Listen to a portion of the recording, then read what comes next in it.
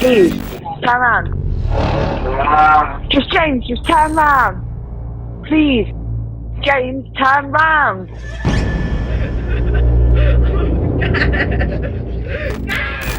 You're watching Totally True Crime.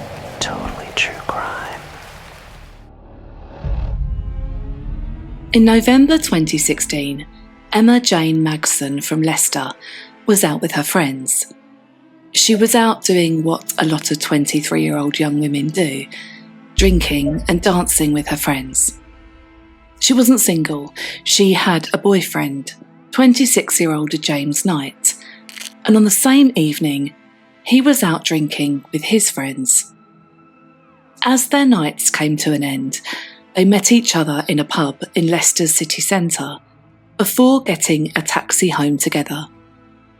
A little background. The couple had met in the autumn of 2015. Emma-Jayne had a daughter from a previous relationship. But soon after they met, James moved into Emma-Jayne's home. James also had 2 daughters from a previous relationship. Randomly, James's brother lived a few doors down from Emma's home. But the relationship between James and Emma-Jayne became volatile almost instantly. When they were in the bar that evening, James started acting aggressively and they were asked to leave. The police were called to the bar and they spoke to James, who was irate. He wasn't arrested, he was given some words of advice, and then the couple got a taxi home together. But during the journey home, they started arguing, and Emma was seen kicking out at James. The driver was so distracted that he asked them both to get out of the car. They got out, and the argument spilled onto the street. CCTV footage picked up James pushing Emma, causing her to fall to the ground. I've seen the footage, and it's horrible to watch. James approaches Emma from the side as she's walking home at a fast pace. He lunges at her and she falls. He then hovers over her. The footage is grainy, but it looks intimidating. They then walk home together and continue to argue loudly. They arrived at their home on Sylvan Street, and it's here that things started to take a darker turn. There have been 2 accounts as to what happened next. Emma's account is this. They both entered the house together, and it was here that James started accusing Emma of having an affair with his friend. James then rang that friend. She said that then he stormed out of the house, something that was normal for him to do after they'd been arguing. So she went to shut the door behind him, but he turned around and kicked the door back open. She said it was then that he came back into the house and kicked her to the floor. She said she got up and went into the kitchen to get a drink, but before she could do so, James put his hands around her neck and pushed her backwards, leaning her over the sink. She said that she experienced pins and needles all over her body, with one hand trapped behind her back as he pushed her against the sink. It was then that she reached into the sink, grabbing an object to hit him with. James left the house and attempted to go to his brother's house. Remember, he lived just a few doors away. But he didn't get there. He was bleeding, and as it spilled out onto the street, neighbours came out of their house, offering help. Emma said that he'd been beaten up by bouncers in the town centre that night, that he was drunk and that he'd been taking drugs. So not to worry, he would be fine. 2 of James's brothers ended up on scene, Kevin and Jack. They offered to help, but Emma repeated the story about the bouncers beating him up, and they all helped James back into Emma's house. They told their brother that it would be best to sleep it off. At 3 a.m, Emma made this call to 999. Ambulance, tell me exactly what's happened. I don't know. My boyfriend's here and he's making weird noises. I don't know what's going on. Right, what was he doing to make... I don't know. He's got a lot of blood in him. James, look at me, please. James, just look at me. James, just turn round, please. I don't know if he's playing around or he's got some up with him. James, turn round. James, I've got the ambulance on the phone. Please, just turn round so I know what's up with you. James, right, listen, the ambulance is on the phone, so can you please turn round or let me know what's going on? Please, turn round. He's not doing... Now he's stopped making noises. I don't know. No, he's doing fine. He's just come home. He's come home to me. Yeah. So I've been out all night, and then he's come home to me, and then he's just collapsed on my floor. And then now he was fine about up till 5 minutes ago, and he's just started making noises. Now he stopped, and now I'm on the phone to you. And is he awake and breathing and... Yeah, he's breathing. Okay. No, he's breathing fine. It's like he's asleep, but I don't know why he's making the noises. I don't know if he's doing it for my sake or for what. Like, James? What? No, it's just like he's asleep. Right, and so do you want an ambulance to come and take him to the hospital? I don't know. I don't know if there's some up with him or he's just playing me about. But now I'm on the phone too, he's just shut up. Right. What should I do? I can't tell you. I'm not there. Then I don't know what you want me to do. The only thing I can do is just send an ambulance to come and take him to the hospital if that's what he wants. Yeah, do that, please. Right, okay. So, just bear with me then. James, an ambulance is coming, okay? Well, he's fucking breathing like normal, but an ambulance is coming, okay? What's your address? 25 Sylvan Street. What's your postcode? LE3. Yep. 9GU. GU, yeah? Yeah. You say Sylvan Street, yeah? Yeah, Sylvan. 25. Yeah. How old is he? 26, 27. Born in 1990. James. Is his eyes open at all? Is he awake? Well, to be honest, it looks like he's sleeping, but it ain't how he normally sleeps because I live with him, so it ain't how he normally sleeps, that makes sense. Right. He looks like he had a fight with someone. Okay. James, I think he's ignoring me on purpose, if I'm honest with you. Right, okay. Fuck's sake. James, police are on the way. He's just breathing. Right. You know the police are on the way? No. Ignore me. Okay. What's his date of birth? Do you know it? Yeah, we'll do this. 31st. Yeah. The 12th. Yeah. 1989. Alright, well, we'll get someone sent over to him. It's been arranged. I mean, it might take a while, so I do apologise. It's bank holiday weekend and we're getting absolutely... No, that's fine. Don't worry about it. I mean, if you can, just keep doing... Well, it looks like he's just a fucking sleep, but you know what? It's a bit worrying because normally he gets up and get in bed. Yeah. Has he been out drinking all night? Yeah, but I'm a bit honest, I think he took some drugs. Right, okay. I don't know, though. How's he lay at the minute? Is he on his front, back, side? How is he lying? He's on his front at the minute. He's on his front, the head's on the front, and the hands are on the front, so what do I do? But, I mean, we do try and say get him on his side, because if he's on his front, that's going to... I don't know, I don't want to leave him on his front, because it's not good to be lying on his front. He can't breathe properly. It seems peaceful on his front, but at the same time, he don't. But I don't know. Can you get him on his side? If you try and move him, will he I better call when I'm off the phone, yeah. Right, try and put him on his side. Alright. If he does wake up, just reassure him. Yeah, I just think he's too smashed. That's what I think. Yeah. But that's why I need to be on the safe side, like, it's my boyfriend's phone.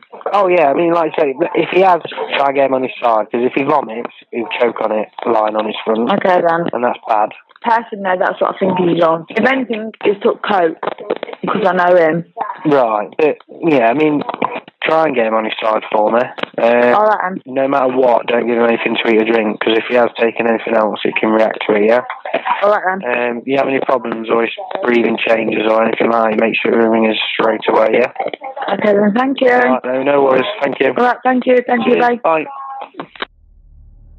It's here that I want to tell you what Emma had hit James with when she said she was being pushed up and strangled against the sink. Emma had, in fact, grabbed a steak knife and plunged it into James's chest. But the way the injury had been inflicted meant it wasn't obvious to others what had happened. James had been taking cocaine that night, as well as drinking, so this did mask his ability to describe or perhaps even comprehend what had happened. The ambulance and the police arrived. Emma had changed out of her clothes and did not tell the police or paramedics that she'd stabbed James. When the paramedics discovered the stab wound, she denied knowing that he'd been stabbed or wounded with a knife and alluded to the fact that it might have been caused by the doorman that she claimed had beat James up. What's happened? Right, we come home, Yeah. and he had a fight outside Reynard's. Yeah. But he seemed fine. And then as soon as he come out here, he started losing his consciousness. I was like, babe, you're fine. And then we dragged him inside, didn't we, thinking he was unconscious. Right. So we dragged him inside, and then basically he was breathing heavily, but he was still alive. And then I noticed he was starting, basically, I don't know, just getting. So you've all been out tonight? No, I've been at home. You've been out with him? I don't care right now, just get Listen, we need to find out what's happened. I don't care as long as he's alive. What it is? Yeah, come here. I'm going to get some tape and seal it off. Just get some tape. Sorry. You know what we've got so far? No, they're working on him in there. This is the girlfriend. I'm the neighbour. Okay. Yeah, I was just giving you resuscitation for 15 minutes until they came. Okay, do you know what's happened? I want my boy. I went to pick my mate from Birmingham Airport. Came, let's say, 45 minutes ago. And I see him lying on the floor. James, come on. Have you got my torch? He was breathing, everything like that.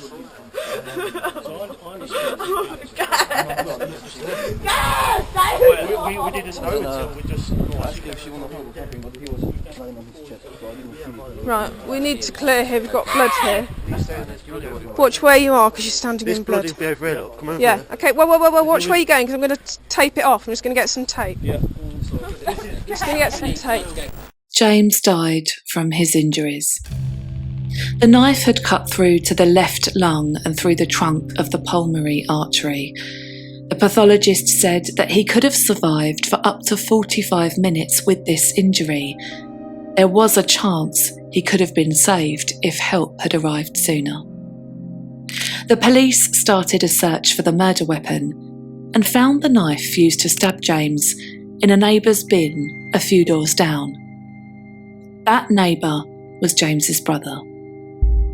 Emma was arrested and taken in for questioning, and a forensic sweep of the crime scene began. No damage was found to the locks on the front door. There were marks on the door. A neighbour told police that they'd heard Emma shouting from inside of the house, telling James she, quote, wouldn't be letting him in after last time. There were no signs of a disturbance in the house, but pooled and dripped blood was found in the living room, which was situated at the front of the house. But there wasn't enough forensic evidence to determine where in the house James was stabbed. Emma was searched at the police station, and they documented injuries that she had. In the reports, the officer notes that she has hair extensions and acrylic nails. Both were free of damage, but they did find bruising at the front of her neck and on her left thigh. Emma was questioned, and in her statement, she relayed that she had stabbed him after he came into her house, even though she hadn't wanted him to, and tried to strangle her over the sink. She said she had stabbed him in self-defence. A toxicology report was put together by the coroner, who found cocaine, alcohol, marijuana and steroids in James's system. He was a bodybuilder and he had significant strength advantage over Emma. Emma did confess to James's murder, but like many cases, it wasn't as clear-cut as that. Emma had been around domestic violence for most of her life. She witnessed it as a child and then found herself to be in love with James, despite their volatile relationship. Emma had previously been in a long-term relationship with another man who was also known to be violent towards her, and she got together with James shortly after that relationship ended. Emma's trial started in autumn 2016 and she was charged with murder. The court heard that Emma did have a criminal record for violent assault on 2 women. One of those had been a glassing. And they heard accusations that she had also assaulted 2 previous boyfriends. The 999 call was played and the prosecution highlighted Emma's behaviour. They said that she had delayed calling the ambulance and then, as per the call to 999, didn't tell them the truth about James's injuries. They also pointed out that Emma said, quote, "Yeah, that's fine," when the operator said there would be a delay in getting an ambulance to them because it was the bank holiday weekend. We'll get someone sent over to him. It's been arranged. I mean, it might take a while, so I do apologise. It's bank holiday weekend and we're getting absolutely... No, that's fine. Don't worry about it.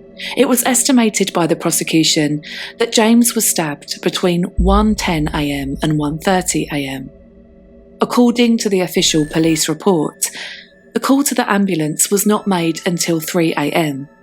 In some newspaper reports, I saw conflicting information that said the ambulance arrived at 2:30am.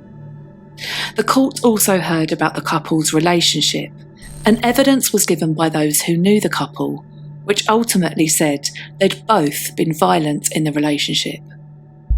Emma had fallen pregnant shortly after they started dating, but sadly she'd had a miscarriage. Text messages sent from James to Emma were also read out in court. In them, he called her a slag and told her that she was fat and needed to lose weight. Emma had struck James with parts of a hoover and once had even tried to stab him in the chest with a piece of cutlery. After a 3-week trial, Emma Magson was sentenced to a life sentence to serve a minimum term of 17 years. The judge, Nicholas Dean QC, said, quote, "This was an act in impulse and anger. Her behaviour is not at all easy to understand." Emma's mother, Joanne Smith, was distraught at seeing her daughter behind bars and set up a page on Crowd Justice. If you aren't familiar with Crowd Justice, it's a page similar to Just Giving or GoFundMe, where people can donate sums of money to help with legal costs for a specific cause or case. Joanne wrote this on the page. In November 2016, I watched in shock as my daughter Emma was handed a life sentence for the murder of her violent boyfriend James. Over the course of the night of the 26th of March and early hours of the 27th of March 2016, James, who was high on a cocktail of drink, cocaine and steroids, attacked Emma.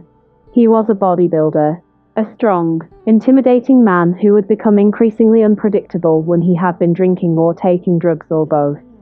He was prone to jealous outbursts resulting in violent assaults on Emma. At Emma's trial later that year, The jury were not made aware of the abuse she had suffered during her relationship with James. Her mental health issues were not explored in any depth, despite her defense team instructing a psychiatrist, who prepared a report in which he concluded that she was presenting with a personality disorder, was on the autistic spectrum, and had endured a traumatized and chaotic upbringing. Emma could not speak in court, so she never even got to give her account of the events which drove her to such an extreme act. Joanne also contacted the Centre of Women's Justice, an organisation that helps bring together specialist lawyers, academics and other experts in the field of violence against women, with those working on the front lines, such as activists, survivors and service providers, to bring strategic law challenges and ensure access to justice for victims of male violence. They started working with Joanne and helped her to instruct a new legal team for Emma. They put a strong focus on obtaining a psychiatric report that would support a new defence for her, one of diminished responsibility. Her team put in an application for a new trial, and on the 28th of January 2020, Emma's conviction for murder was quashed, and a new trial was set for 2021. During this time, Emma underwent psychiatric reports, and professionals found that Emma had been living with borderline personality disorder. The second trial started in January 2021, and this time, Emma's legal team, backed by the Centre for Women's Justice, put these main factors forward in her defence. The toxicology report showed the cocktail of drugs and alcohol James Knight had taken had contributed to his aggressive behaviour. The CCTV of James squaring up to a nightclub bouncer, and then the other footage of him pushing Emma on the floor, showing that he was in an aggressive mood that night. The bruising around her neck, which indicated that she had been strangled as per her account. Emma was assessed by 6 psychiatrists, and 5 of them said that she had borderline personality disorder, which may have diminished the responsibility of her actions that night. They also put forward a number of text messages that had not been given to Emma's legal team in the first trial, sent from James. These showed his abusive nature and included threats towards Emma and her sister. The jury retired, and after 13 hours of deliberation, a majority verdict again found Emma guilty of murder. They upheld her previous sentence, life in prison, with a minimum term of 17 years. The judge, Mr. Jeremy Baker, said that he had trouble believing that James had tried to strangle her. He believed that she had come to the door and stabbed him there. In court, he said, quote, "I regret that I am unconvinced you have, as yet, any real remorse for having caused James Knight's death. I am sure that until the week of his death, he had not shown any physical violence towards you. On the contrary, I am sure such physical acts of violence which had taken place during your relationship were ones for which you were responsible." Emma and her team launched a second appeal against her new sentence, this time citing the home holder defence. They said it should have applied to her as an option. This is a defence that is used when someone uses disproportionate force when defending themselves from intruders entering their home. But in July 2022, Lord Chief Justice Lord Burnett said that he found this defence was not relevant to the case because he was not a trespasser and he had a key to the house. Therefore, Emma-Jayne Magson's second appeal to overturn her conviction was thrown out of court. Trish Knight, James's mother, said, quote, "For years, I and the rest of James's family have had to endure constant unnecessary appeals which have all deservedly failed and have put us through years of additional anguish. We hope that this is now behind us so we can grieve and cherish James's memory without this being in the shadows." Emma-Jayne Magson remains in prison. Thank you for watching. If you found this video interesting, please subscribe for more weekly true crime videos like this. You've been watching Totally True Crime.